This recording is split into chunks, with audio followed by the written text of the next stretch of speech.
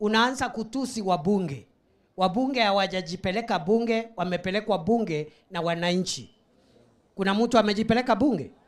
Hata kama umpendi, kwa sababu amepigiwa kura, mheshimu na ungoje atolewe kwa kiti na raia.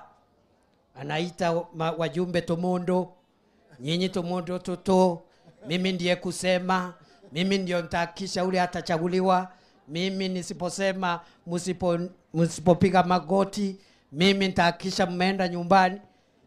Una-threaten mjumbe, una-threaten MCA, una-threaten governor, una-threaten senator. Sasa ndio umeona ile ilitendeka. My brother, your wounds, your injuries are self-inflicted. Wewe chama chetu cha UDA kiliketi kukataa. The party rejected you. Ukaleta maandamano pale Mathira, ukasema no Rigathi no Ruto.